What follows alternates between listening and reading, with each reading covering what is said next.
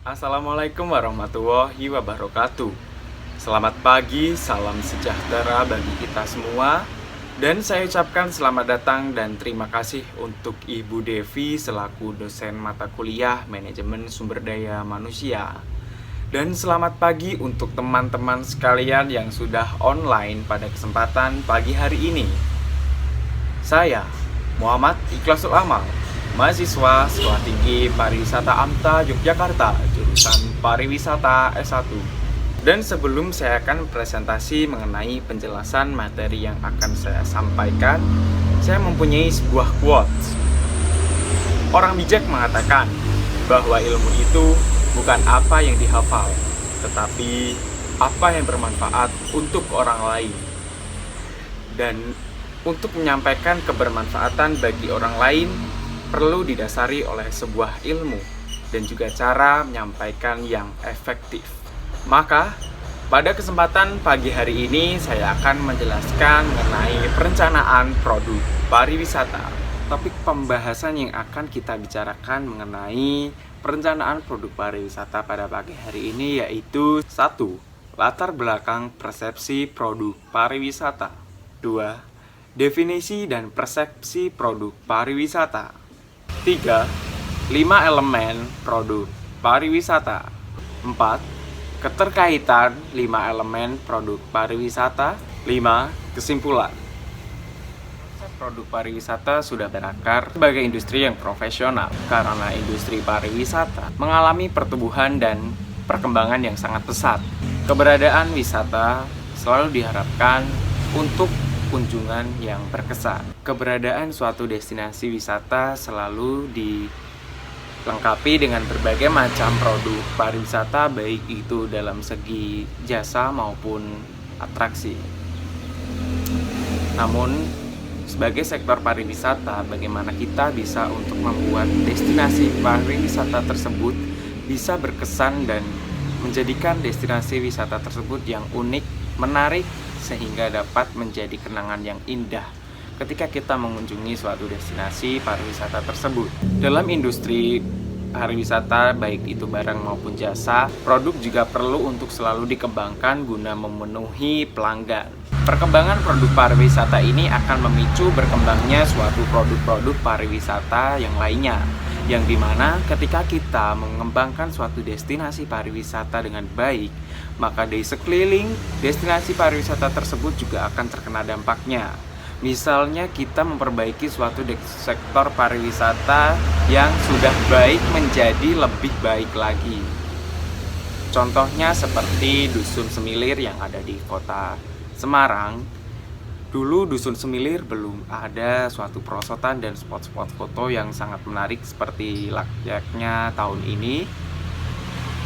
Setelah diperbaiki dengan adanya suatu perosotan, spot-spot foto yang lebih menarik, bangunan-bangunan yang sangat unik untuk Instagramable istilahnya pada zaman sekarang, banyak suatu wisatawan yang berkunjung kembali ke tempat tersebut. Meski dulu pernah ke sana, mereka akan merasakan suatu bagaimana sih, apa sih yang baru di destinasi wisata tersebut.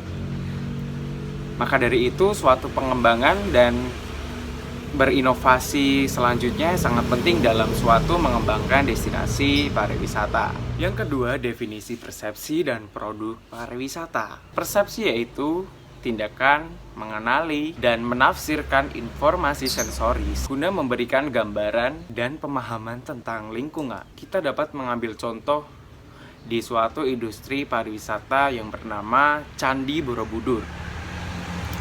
Candi Borobudur ini merupakan suatu destinasi yang sangat unik dan sempurna menurut saya. Karena bagaimana? Karena apa? Candi Borobudur di sana sangat lengkap. Bagaimana dia ada nature, culture, dan juga market atau oleh-oleh yang sangat banyak. Di sana menampilkan suatu indahnya alam di daerah Borobudur, asrinya di wisata Borobudur daerah Magelang, Jawa Tengah. Lalu selain itu di sana juga menampilkan suatu budaya yang masih sangat kental. Di sana tradisi Jawa dan orang-orang di sana itu sangat ramah, bagaimana mereka bisa mendorong minat dari wisatawan untuk datang ke destinasi Borobudur tersebut. Selain dilengkapi nature dan culture yang sangat menarik di Borobudur itu, juga tersedia berbagai macam, bahkan banyak puluhan ratusan produk UMKM yang dijual di sana. Di sana mereka membebaskan masyarakat berkreasi dan berjualan sehingga akan menaikkan pertumbuhan ekonomi di sekitar desa Borobudur tersebut. Produk pariwisata adalah segala sesuatu bersifat barang atau jasa yang dapat dimasukkan dalam suatu promosi bersifat umum atau individu, contohnya taman atau situs dan hotel atau properti. Di era zaman digital ini, suatu promosi atau sponsor sudah sangat mudah. Kita dapat menampilkan suatu promosi melalui sosial media, contohnya di Instagram, Facebook, Twitter, dan lain sebagainya. Bagaimana kita memenuhi suatu kebutuhan yang orang-orang gunakan? Suatu sponsor dapat kita lakukan dengan cara kita memvideo, men-shoot bagaimana suatu destinasi yang berada di wilayah tersebut. Akan sangat menarik wisatawan yang dari luar kota bahkan luar negeri. Mereka pun nggak perlu lihat atau mencari tahu dari orang lain, mereka bisa langsung dapat melihat dan merasakan bagaimana indahnya nuansa destinasi pariwisata tersebut. Selain itu, suatu promosi juga dapat dilakukan dengan cara endorsement. Dapat menyewa beberapa artis atau endorsement di wilayah wisata tersebut untuk mengeksplor atau menjelajahi destinasi pariwisata tersebut. Bagaimana mereka akan menjelaskan suatu penjelasan peraturan, harga tiket masuk, apa aja yang ada di dalamnya. Dari situ maka akan banyak wisatawan yang tahu tentang pariwisata tersebut dan tidak kaget ketika mengunjungi destinasi wisata tersebut.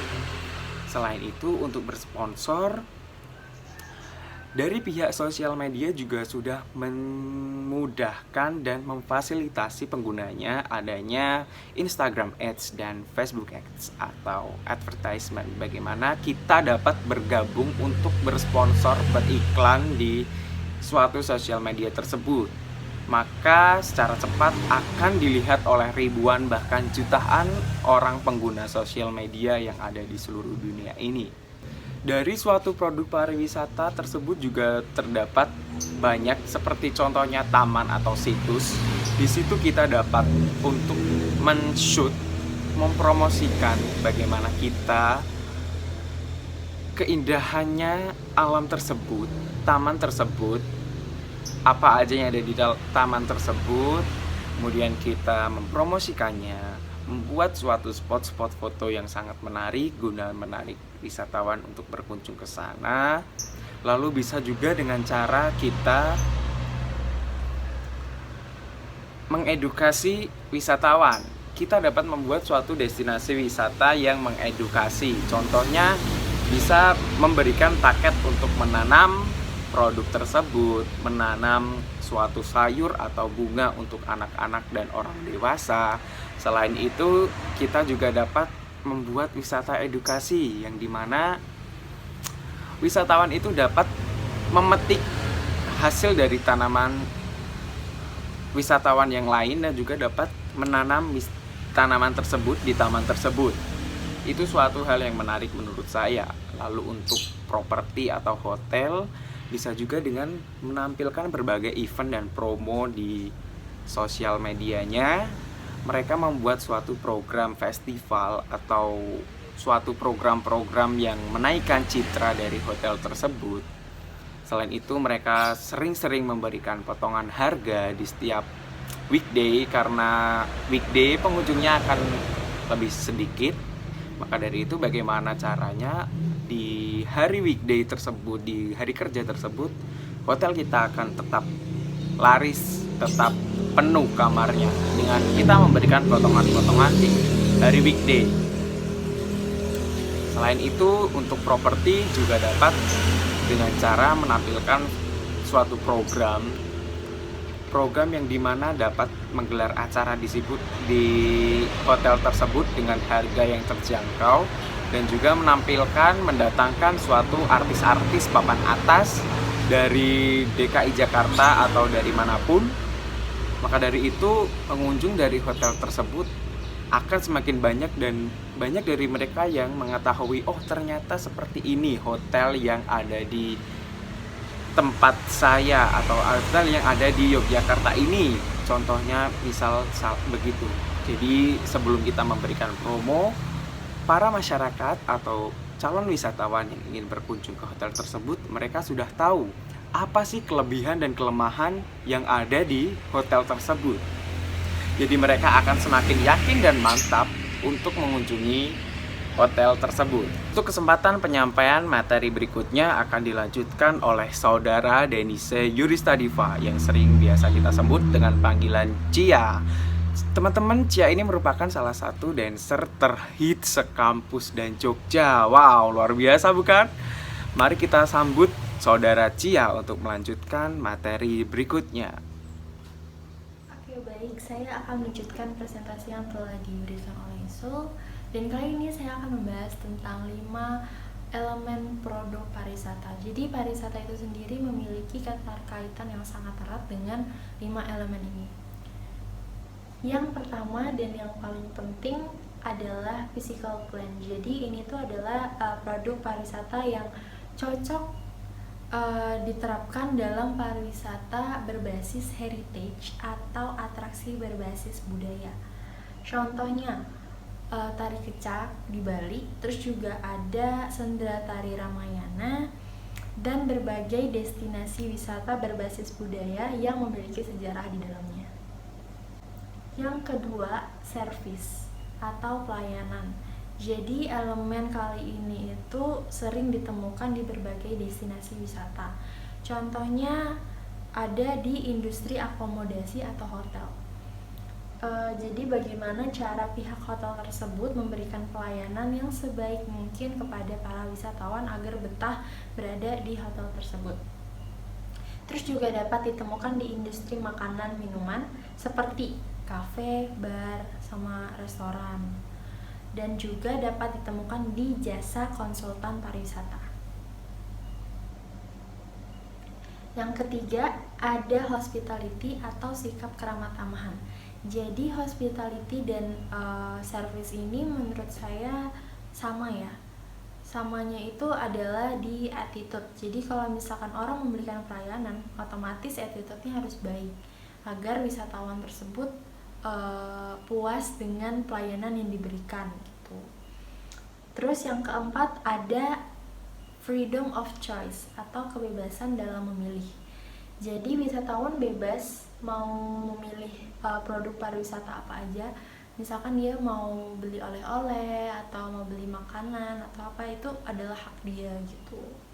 Selanjutnya ada involvement. Jadi involvement itu adalah keterlibatan. Elemen keterlibatan merupakan elemen yang memiliki peran baik dalam diri wisatawan dengan destinasi wisata. Jadi contohnya ada wisatawan yang pergi ke salah satu destinasi wisata gitu kan, atau misalkan ke desa A, contohnya di desa A. Nah, kalau misalkan wisatawannya berbaur dengan penduduk lokal ataupun pergi gotong royong ataupun meramaikan acara, itu tuh udah termasuk keterlibatan. Jadi intinya keterlibatan antara wisatawan dengan destinasi wisata tersebut gitu. Baik, selanjutnya akan dijelaskan oleh teman saya Via. Sekian dari saya, terima kasih. Baik, terima kasih. Di sini saya akan menyampaikan keterkaitan 5 elemen dengan sektor pariwisata. Yang pertama, physical plan. Physical plan merupakan komponen yang terpenting untuk sebagian besar produk pariwisata. Physical plan memainkan peranan sebesar 87,3% dalam keberhasilan wisata heritage. Mengapa wisata heritage? Karena wisata heritage merupakan peninggalan para leluhur yang berbentuk fisik seperti candi.